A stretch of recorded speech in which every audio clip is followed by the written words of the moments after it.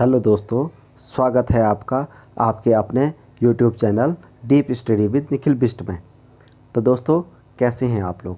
आशा करता हूं कि आप लोग ठीक होंगे और बड़ी मेहनत से अपनी पढ़ाई कर रहे होंगे। तो दोस्तों, आज की इस वीडियो में मैं आप लोगों को लेके चलता हूं भारतीय प्रेस के विकास के क्रम में। तो दोस्तों, अगर आप इस चैनल पर नए हो तो चैनल को सब्सक्राइब करना, और अगर आपने चैनल को पहले से सब्सक्राइब किया है तो लाइक और शेयर ज़रूर करें। तो दोस्तों, बिना किसी देरी की हम स्टार्ट करते हैं भारतीय प्रेस का विकास। तो दोस्तों, स्वतंत्रता आंदोलन के दौरान प्रेस ने महत्वपूर्ण भूमिका निभाई थी।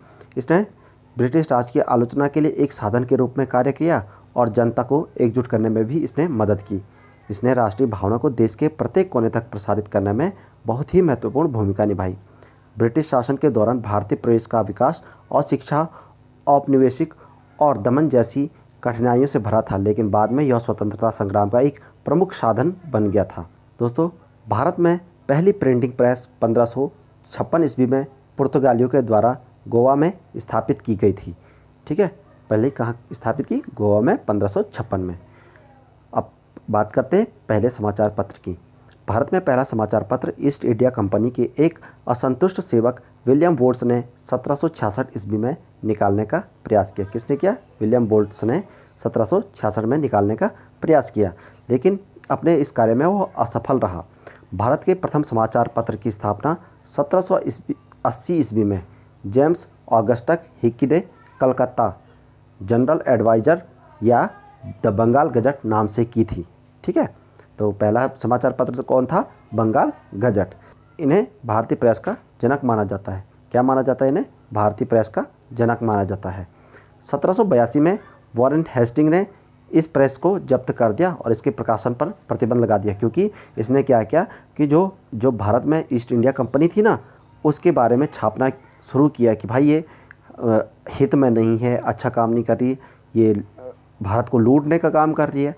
तो जो उस टाइम पे गवर्नर था, भारत का गवर्नर जनरल था वॉरेन हेस्टिंग, उसने इस प्रेस को जब्त करके इसके प्रकाशन पर प्रतिबंध लगा दिया था। इस दौरान क्या हुआ कि कुछ अन्य अंग्रेजी अखबारों का भी प्रकाशन हुआ।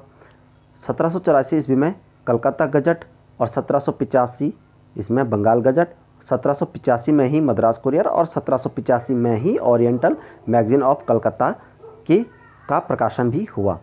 पहला भारतीय द्वारा अंग्रेजी समाचार पत्र 1816 ईस्वी में कलकत्ता में गंगाधर भट्टाचार्य द्वारा बंगाल गजट नाम से निकाला गया था। ऊपर मैंने बताया बंगाल जनरल जो है 1785 में पब्लिश हुआ, लेकिन दूसरा हुआ था 1816 में बंगाल गजट। भारतीय भाषा में प्रथम समाचार पत्र 1818 में जो छपा था उसमें दिग्दर्शन मासिक पत्र था बंगाली भाषा में, और मार्समैन के द्वारा ये समाचार पत्र पब्लिश किया गया। भारत का प्रथम अखबार द बंगाल गजट 1780 ईस्वी में प्रिंट हुआ। भारतीय द्वारा प्रथम अखबार बंगाल गजट 1816 में, और भारतीय भाषा में प्रथम अखबार दिग्दर्शन 1818 ईस्वी में। तो तीनों इम्पोर्टेंट है कि पहला अखबार कौन था? तो बंगाल गजट था, और भारतीय द्वारा प्रथम अखबार था बंगाल गजट था, और जो पहला था वो द बंगाल द था, और इसमें बंगाल गजट था। वो 1780 में था, तो ये 1816 में। लेकिन भारतीय भाषा में जो प्रथम अखबार छपा वो दिग्दर्शन था 1818 में। फारसी भाषा में प्रथम अखबार था मिरात उल अखबार 1822 ईस्वी में। उर्दू भाषा में प्रथम अखबार था जामे जहानुमा 1822 में। इम्पोर्टेंट नहीं है ये। हिंदी का प्रथम समाचार पत्र उदंत मारदंड 1826 में। ये मोस्ट इंपॉर्टेंट है, ये क्वेश्चन में यही ज़्यादा पूछा जाता है। ठीक है, या तो पूछेगा प्रथम अखबार द बंगाल गजट 1780, या तो पूछेगा हिंदी का समाचार पत्र जो प्रथम था वो था उदंत मारदंड 1826 ईस्वी में। ठीक है, तो ये इंपॉर्टेंट है ये दो। इसमें राजा राम मोहन राय थे, जिनको भारतीय पत्रकारिता का अग्रदूत कहा जाता है। इन्होंने दो अखबार निकाले थे। एक 1821 में निकाली थी बंगाली भाषा में संवाद कौमुदी, तो ये निकाला था राजा राम मोहन राय, और दूसरा निकाला था 1822 में जो फारसी भाषा में था मिरात उल अखबार। ठीक है, ये इंपॉर्टेंट है राजा राम मोहन राय। ठीक है, उर्दू भाषा का पहला समाचार पत्र जामे जहानुमा था, जामे जहानुमा, जिसकी स्थापना हरिहर दत्ता ने 1822 में कोलकाता, तब उसको कोलकाता को कलकत्ता कहा जाता था, तो वहाँ पे इसकी स्थापना की। हिंदी का प्रथम समाचार पत्र उदंत मारदंड का शाब्दिक अर्थ समाचार सूर्य, ये इंपॉर्टेंट है। अभी देखो ये यहाँ पे बहुत इंपॉर्टेंट है, इसको ध्यान रखना आप कि उदंड मार्तंड का अर्थ क्या है। तो इसका मतलब रहता है समाचार सूर्य। साप्ताहिक पत्र के रूप में शुरू हुआ था। जुगल किशोर ने, अब देखो जुगल किशोर का नाम यहाँ पे आया है। जुगल किशोर ने सन 1826 ईस्वी में उदंत मार्तंड नामक एक हिंदी साप्ताहिक पत्र निकालने का आयोजन किया। किसने? जुगल किशोर ने सन 1826 ईस्वी में ये निकाला। ठीक है, आगे बढ़ते हैं हम। इसमें दादा भाई नौरोजी, दादा भाई नौरोजी जिन्हें भारत के ग्रैंड ओल्ड मैन, मतलब दादा भाई, दादा से याद रखना ग्रैंड ओल्ड मैन, ठीक है, इनका उपनाम है। ठीक है, इन्होंने 1851 में गुजराती भाषा में राष्ट्र गुफ्तार नामक समाचार पत्र निकाला। द हिंदू पैट्रियट बंगाल में कलकत्ता से प्रकाशित एक अंग्रेजी साप्ताहिक पत्र था जिसका प्रकाशन किया था गिरीश चंद्र घोष ने 1853 में। तो 1855 तक यही इसके संपादक रहे, लेकिन 1855 के बाद इसके संपादक हरीश चंद्र मुखर्जी, जो 1861 तक इसके संपादक रही। ठीक है, अगला आता है ईश्वरचंद विद्यासागर। ईश्वरचंद विद्यासागर ने 1859 ईस्वी में एक साप्ताहिक समाचार पत्र निकाला जिसका नाम था सोम प्रकाश। सोम प्रकाश था ईश्वरचंद विद्यासागर।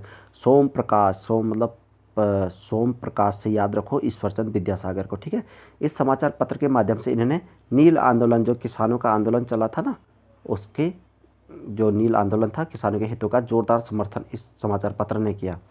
अगला होता है अमृत बाजार पत्रिका, ये भी इम्पोर्टेंट है, बंगला भाषा का था। ये कौन सी भाषा का था? बंगला भाषा का। एक प्रमुख भारतीय समाचार पत्र है।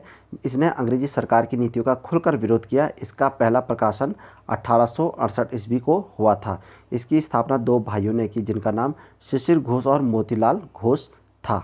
ठीक है, अब बात करते हैं बाल गंगाधर तिलक की। तो बीजी तिलक ने 1881 में दो पत्र निकाले थे। एक केसरी था जो मराठा भाषा में था, ठीक है, और दूसरा मराठा था जो अंग्रेजी भाषा में था। अब यहाँ पे ये देखो, केसरी था मराठी भाषा में, लेकिन जो मराठा था वो था अंग्रेजी भाषा में। इम्पोर्टेंट है। फिर महात्मा गांधी जी ने भी अपनी कुछ समाचार पत्र का प्रकाशन किया, जो 1904 में इंडियन ओपिनियन था। दक्षिण अफ्रीका था ना, आपको महात्मा गांधी वाली सीरीज़ में मैंने आपको ये बताया है कि जो इंडियन ओपिनियन था, तो महात्मा गांधी जब दक्षिण अफ्रीका से इंग्लैंड जा रहे थे तो उन्होंने क्या किया, जहाज़ में बैठे थे ना, पानी के जहाज़ में, तो अपनी यात्रा के दौरान इन्होंने इसका प्रथम एडिशन निकाला था जो था 1904 में इंडियन ओपिनियन। दूसरा, महात्मा गांधी ने 1919 में यंग इंडिया नामक समाचार पत्र का संपादन किया और 1933 में इन्होंने हरिजन नामक समाचार पत्र का संपादन किया। तो महात्मा गांधी वाली में सीरीज़ में मैंने ये सारा कवर कर रखा है, वहाँ आप देख सकते हैं। इसके अलावा अन्य समाचार पत्रों की बात करते हैं हम, तो 1878 ईस्वी में द हिंदू, ये जी सुब्रह्मण्य अय्यर, वीर राघवाचारी और सुब्बा राव पंडित ने ये तीनों इसके संपादक थे, इन्होंने निकाला। दूसरा है इसमें 1861 ईस्वी में इंडियन मिरर, ये देवेंद्र नाथ टैगोर और मनमोहन घोष ने निकाला। 1881 में द ट्रिब्यून, सरदार दयाल सिंह मजीठिया ने निकाला। 1906 में युगांतर, बरिंदर घोष व भूपेंद्र दत्त ने निकाला। 1920 में मूकनायक समाचार पत्र भीमराव अंबेडकर ने निकाला। ये थोड़ा इम्पोर्टेंट है, बहिष्कृत भारत और मूकनायक, ये दोनों किसके थे? बी आर अम्बेडकर के। तो ये इम्पोर्टेंट है, इसको आप नोट कर लें। ठीक है, तो बहिष्कृत भारत को बहुत बार पूछा गया है, तो शायद हो सकता है इस बार वो मूकनायक को पूछ ले, तो आपको ध्यान रखना है। ठीक है, अगला है 1938 में नेशनल हेराल्ड, जब पंडित जवाहरलाल नेहरू ने निकाला। ठीक है, आगे चलते हैं। तो क्या हुआ कि स्वतंत्रता से पहले कई प्रेस को अंग्रेज़ों ने प्रतिबंध कर दिया था। क्यों? क्योंकि उन्होंने अंग्रेज़ों की नीतियों के खिलाफ लेख छापना शुरू किया, जिस वजह से अंग्रेज़ों ने उन प्रेसों को, उनकी स्वतंत्रता को प्रतिबंधित कर दिया था। तो इसमें हम पढ़ेंगे आगे समाचार पत्र प्रक्षेपण अधिनियम 1799, जो अधिनियम बना था ना, जो कंसोर्शिप ऑफ प्रेस एक्ट बना था ना 1799 को, तो उस पर बात करते हैं। यह लॉर्ड वेलेजली का नाम आपने सुना होगा हिस्ट्री में। तो लॉर्ड वेलेजली द्वारा फ्रांसीसियों के अफवाहें फैलाने से रोकने के लिए अधिनियमित किया गया था, क्योंकि वे अफवाहें ब्रिटिशों को नुकसान पहुंचा सकती थी। इस एक्ट के अनुसार प्रत्येक समाचार पत्र में मुद्रक, संपादक और स्वामी का नाम होने चाहिए। ये लिखा गया, ये उनका जो अधिनियम बना उसमें कहा कि प्रत्येक जो समाचार पत्र होगा उसमें जो मुद्रक होगा और जो संपादक होगा और जो उस समाचार पत्र का स्वामी होगा ना, तो उसका नाम भी उसमें मेंशन होना चाहिए। समाचार पत्र प्रकाशन के पूर्व एक प्रतिलिपि सेंसर हेतु सरकार के सचिव को देनी होगी। अब देखो कि समाचार पत्र अगर पब्लिश करना है तो पहले सरकार को भेजना पड़ेगा उसकी एक प्रतिलिपि, तभी जाके अगर आपको मिल जाता है कि हाँ आप पब्लिश करो तभी आप पब्लिश करोगे, अन्यथा आप पब्लिश नहीं करोगे। ये लॉर्ड वेलेजली ने ये कानून बनाया, अधिनियम बनाए। इस एक्ट को 1818 में हेस्टिंग्स द्वारा समाप्त कर दिया गया। अब ये इम्पोर्टेंट है कि जो लॉर्ड वेलेजली ने कानून बनाया उसको हेस्टिंग ने समाप्त कर दिया 1818 ईस्वी में। ठीक है, अब बढ़ते हैं अनुज्ञप्ति अधिनियम 1823 ईस्वी।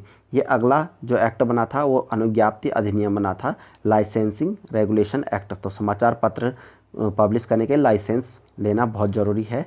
ये उस टाइम पे अधिनियम बना था 1823 ईस्वी का। इसे जॉन एडम्स द्वारा अधिनियमित किया गया था। बिना लाइसेंस के अखबार शुरू करना दंडनीय अपराध था। प्रत्येक प्रकाशक को सरकार से लाइसेंस लेना अनिवार्य था। नियमों का उल्लंघन करने पर जुर्माना 400 रुपये था। उस टाइम पे 400 रुपये बहुत बड़ी बात होती थी। और सरकार द्वारा प्रेस को बंद कर दिया जाता था। सरकार को लाइसेंस रद्द करने का भी अधिकार था। विशेषतः प्रतिबंधित मुख्य रूप से भारतीय भाषा के समाचार पत्रों या भारतीयों द्वारा संपादित किए गए समाचार पत्रों पर था, जैसे कि मिरातुल अखबार। ठीक है, मिरातुल अखबार जिसे राजा राम मोहन रॉय ने प्रकाशित किया था, तो इसके प्रकाशन को उनको रोकना पड़ा क्योंकि ये क्या था, ये अंग्रेज़ों के नीतियों के खिलाफ ये अखबार में समाचार छापे गए, जिसे उन्होंने बैन कर दिया था। किसको? मिरातुल अखबार को। किसने छापा था? राजा राम मोहन रॉय ने। फिर अगला है प्रेस अधिनियम, मैटकॉफ अधिनियम भी इसे कहा जाता है। ठीक है, इसे चार्ल्स मैटकॉफ द्वारा अधिनियमित किया गया, जिसे भारतीय प्रेस का मुक्तिदाता कहा जाता है। अब इन्होंने प्रेस से जितने भी प्रतिबंध थे उनको हटाया ना, तो चार्ल्स मैटकॉफ ने, तो इसलिए इनको भारतीय प्रेस का मुक्तिदाता भी कहा जाता है।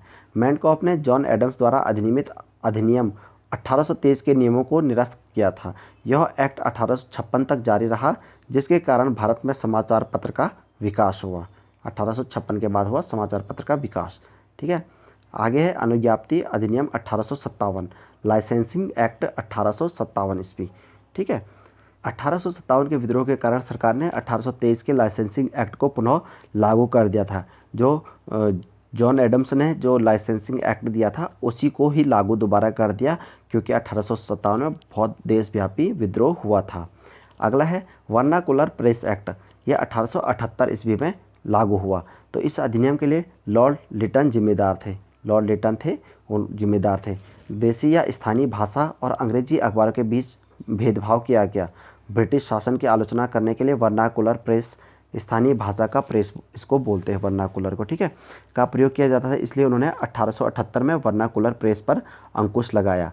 इस एक्ट का उपनाम गैंगिंग अधिनियम रखा गया। इसका उपनाम था क्या? उपनाम रखा गया इसका उपनाम रखा गया गैंगिंग अधिनियम रखा गया।